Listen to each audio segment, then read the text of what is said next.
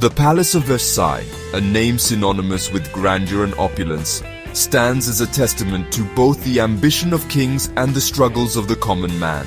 Its shimmering facade, reflecting the sunlight in a dance of gold and glass, conceals a history fraught with sacrifice, inequality, and ultimately, revolution. Built on the outskirts of Paris, Versailles was more than just a royal residence. It was a gilded cage for the French nobility and a symbol of the monarchy's disconnect from the realities of its people. Louis XIV, the Sun King, envisioned Versailles as a monument to his power and glory, a place where he could centralize his court and control the levers of power. Thousands of laborers toiled for years, their sweat and blood mingling with the mortar that held the palace walls together. Yet even as the palace rose in splendor, a tide of resentment was rising amongst the French populace. The extravagance of Versailles stood in stark contrast to the poverty and hardship endured by the peasantry. While nobles feasted and danced in gilded halls, the common people struggled to survive, their plight ignored behind the high walls of the royal domain. Versailles, in its magnificence, became a potent symbol of the inequality that permeated French society, a simmering discontent that would eventually boil over into revolution. Louis XIV's ambition knew no bounds. He transformed his father's humble hunting lodge into a sprawling palace of unimaginable grandeur. The construction of Versailles was a colossal undertaking, a testament to the king's desire to project an image of absolute power and authority. Architects, artists, and craftsmen from across France were summoned to realize the Sun King's vision. The palace, with its endless corridors, glittering hall of mirrors, and meticulously manicured gardens, became a symbol of France's preeminence. Every detail, from the intricate tapestries adorning the walls to the sparkling fountains that danced in the gardens, spoke of wealth and extravagance. Versailles was a stage upon which Louis XIV, the self-proclaimed Sun King, could showcase his glory and command the awe of his subjects and foreign dignitaries alike. The palace became the heart of French political and social life. Nobles, vying for the king's favor, flocked to Versailles, their lives revolving around elaborate court rituals and lavish entertainments. The king held court amidst the splendor of his creation, reinforcing his absolute authority and dictating the rhythm of life within the palace walls. Behind the facade of opulence and grandeur lay a darker truth, the immense human cost of building Versailles. Thousands of laborers, drawn from across France, were conscripted to work on the colossal project. They endured back-breaking labor, harsh conditions, and often fatal accidents. The construction of Versailles was a monumental feat of engineering, but it was achieved at a terrible human price. The workers, many of them peasants with families to feed, were forced to leave their homes and livelihoods behind. They toiled long hours in all weather, their paltry wages barely enough to sustain them. Living conditions were cramped and unsanitary, leading to outbreaks of disease that decimated the workforce. Accidents were commonplace, and safety precautions were minimal. Men were crushed by falling stones, drowned in flooded trenches, or succumbed to exhaustion and illness. The true number of those who perished building Versailles remains unknown, their sacrifice largely forgotten amidst the grandeur of the palace they helped create. While the French nobility indulged in a world of luxury and extravagance within the palace walls, the common people struggled to survive. The contrast between the opulence of court life and the harsh realities of peasant life was stark and undeniable. Versailles, in its extravagance, served as a constant reminder of the inequality that permeated French society. The peasants, burdened by heavy taxes that funded the king's extravagant lifestyle, faced a daily struggle against hunger, poverty, and disease. They toiled on their land, their meager harvests, often claimed by the tax collectors. The plight of the peasantry stood in stark contrast to the lavish banquets, glittering balls, and endless entertainment that characterized life at Versailles.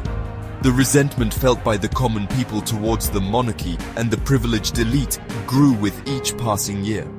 The extravagance of Versailles, once a symbol of France's glory, became a symbol of the monarchy's indifference to the suffering of its people.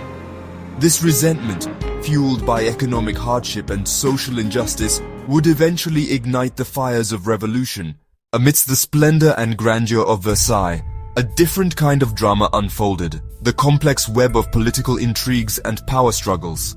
Within the gilded halls and opulent chambers, key figures vied for influence, each maneuvering to advance their own agendas. One of the most notable events was the Affair of the Poisons, a scandal that rocked the court in the late 17th century. This dark episode involved accusations of witchcraft, poisonings, and murder, implicating several members of the nobility. The scandal reached its zenith when Madame de Montespan, the king's favorite mistress, was linked to the plot. Although she escaped prosecution, the affair cast a long shadow over the court, highlighting the dangerous games played by those seeking favor. Another significant figure was Cardinal Richelieu, who, although he served before the construction of Versailles, laid the groundwork for the centralization of power that would define Louis XIV's reign. His policies and political machinations strengthened the monarchy, but also sowed seeds of discontent among the nobility, who resented their diminishing power. During the reign of Louis XV, the court witnessed the rise of Madame de Pompadour, a woman of remarkable influence. As the king's official chief mistress, she wielded considerable power, patronizing the arts and influencing foreign and domestic policies. Her ability to navigate the treacherous waters of court politics earned her both admirers and enemies. The political landscape of Versailles was further complicated by the presence of the Dauphin, the heir apparent. His relationship with his father, Louis XV, was strained, and this tension was mirrored in the factions that formed around them. The Dauphin's untimely death in 1765 only added to the instability, leaving a power vacuum and a court rife with speculation and intrigue. As the monarchy weakened and the financial strain on France grew, the court at Versailles became a hotbed of conspiracy and ambition. The Estates General of 1789, convened to address the kingdom's dire financial situation, marked the beginning of the end for the Ancien Régime. The political machinations within Versailles, combined with the growing unrest among the populace, set the stage for the French Revolution. The palace, once a symbol of absolute power, became a stage for the dramatic and often dangerous dance of political ambition. The intrigues and power struggles that played out within its walls had far-reaching consequences, shaping the course of French history and ultimately leading to the fall of the monarchy. Beyond the political intrigues and power struggles, Versailles stands as a testament to human creativity and architectural brilliance. Among its most celebrated features is the Hall of Mirrors, a masterpiece of design and opulence. Commissioned by Louis XIV and designed by architect Jules Hardouin-Mansart, this grand gallery stretches over 70 meters and is adorned with 357 mirrors that reflect the light from its 17 windows, creating an illusion of endless space and light. The Hall of Mirrors was not just a marvel of aesthetics, it also served as a powerful symbol of the Sun King's absolute power and the glory of his reign. It hosted many significant events, including the signing of the Treaty of Versailles in 1919, which formally ended World War I. Equally impressive is the Royal Chapel, a stunning example of Baroque architecture. Completed in 1710, it was the last major building project of Louis XIV.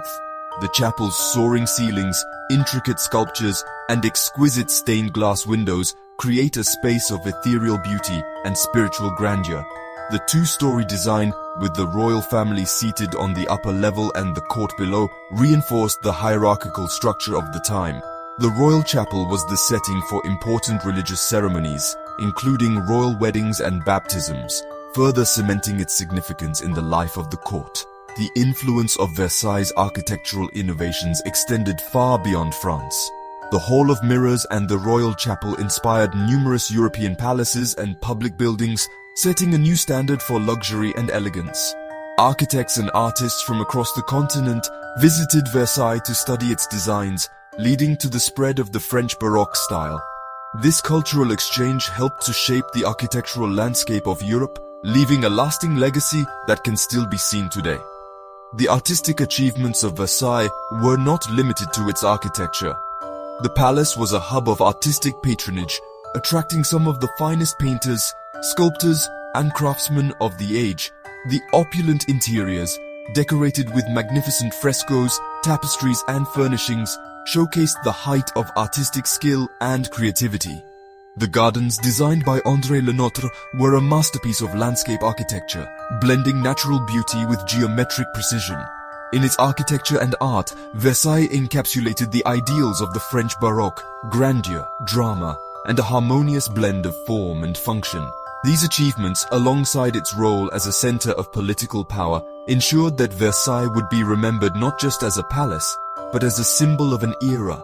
The legacy of its architectural and artistic innovations continues to inspire and captivate, reminding us of the enduring power of human creativity. While the architectural marvels and artistic achievements of Versailles dazzled the world, the daily life within its gilded walls was a complex tapestry of opulence, strict etiquette, and relentless duty. For the courtiers who resided here, life was governed by an intricate web of rules and rituals. Every aspect of their existence, from the moment they awoke to the time they retired, was dictated by a rigid protocol designed to reinforce the absolute power of the king and the hierarchical structure of the court. Courtiers vied for the king's favor, knowing that their fortunes and futures depended on his goodwill. This competition manifested in elaborate displays of fashion, wit, and charm. They attended lavish banquets where sumptuous feasts, prepared by master chefs, showcased the finest culinary skills of the age. These gatherings were not merely about indulgence, but were crucial social events where alliances were forged and rivalries played out under the watchful eyes of the monarch.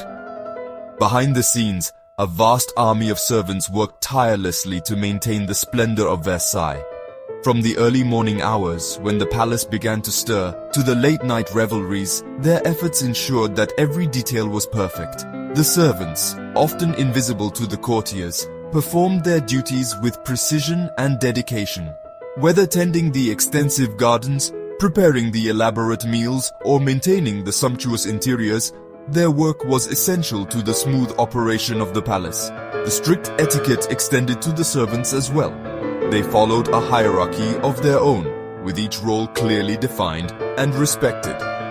This structure ensured that the palace functioned like a well-oiled machine, despite the immense scale of its operations. The grandeur of Versailles was, in many ways, a testament to their hard work and unwavering commitment. Life at Versailles was a delicate balance of luxury and labor, privilege and responsibility.